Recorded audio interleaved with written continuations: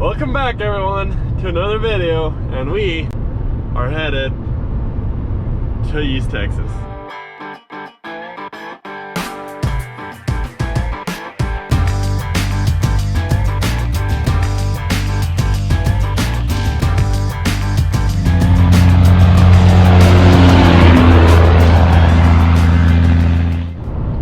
Welcome back everyone, and today we are headed to East Texas.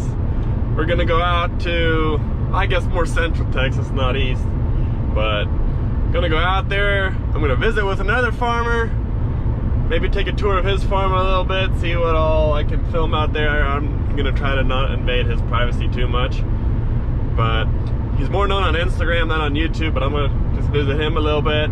And then I got invited to go make a podcast, so that's gonna be very exciting. I'm super excited for that. We'll see. I don't know exactly how it all works. It's gonna be my first podcast that I'll ever be on, but I don't know how quickly he releases it. I don't know if there's any editing involved with, like, I'm assuming it's completely different than YouTube, so we'll see how that all go.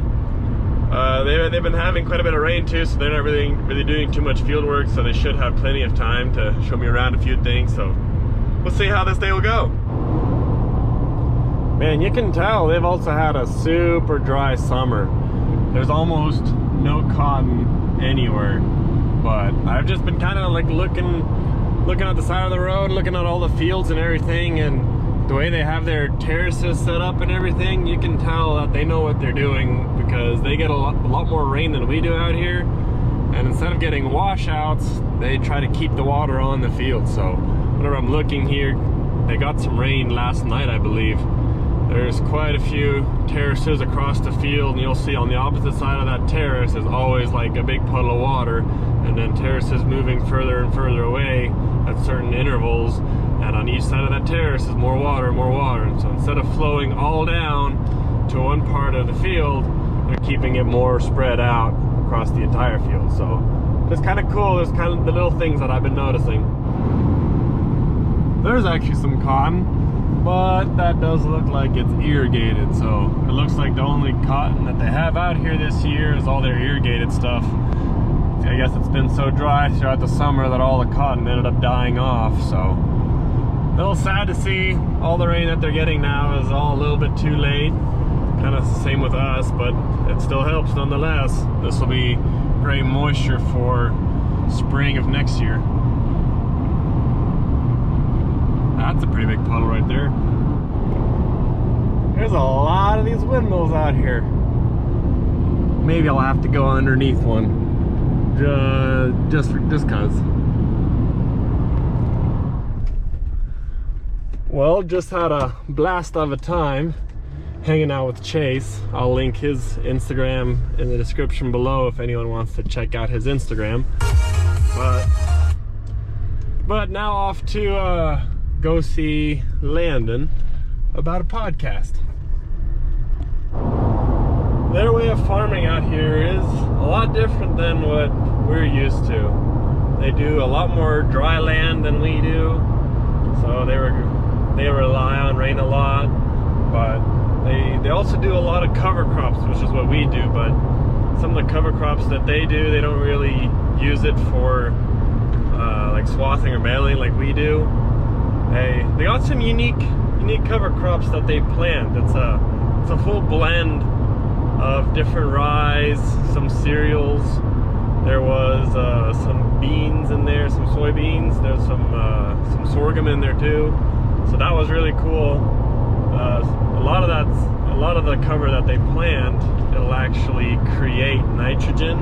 So then that's the kind of like the next year's fertilizer. So that's pretty cool. Didn't get a chance to go underneath one of these windmills, but I might have to do that another day. But not too far away from where we're going to be recording the podcast. It's just down the road a ways. GPS says 16 miles, so it's not too far away. Let's see how that'll go. I'm really excited. Probably can't see it as much, but I'm really excited to be on a podcast. Never been on one before, so kind of curious how it'll go.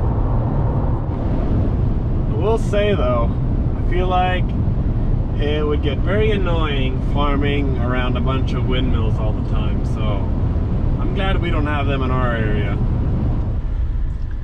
Well, I gotta say, that was a lot of fun. I definitely enjoyed being on a podcast, and I would love to actually do it again sometime. Like, that was a lot of fun. You could literally talk for hours.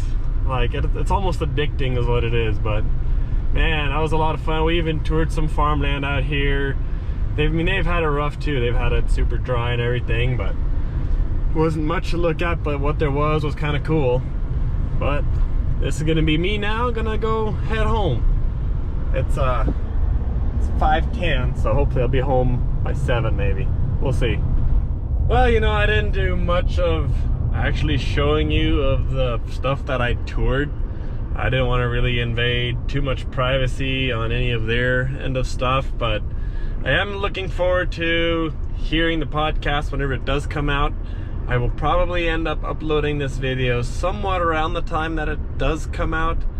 I believe he said it's not going to come out this next Monday, but the Monday after.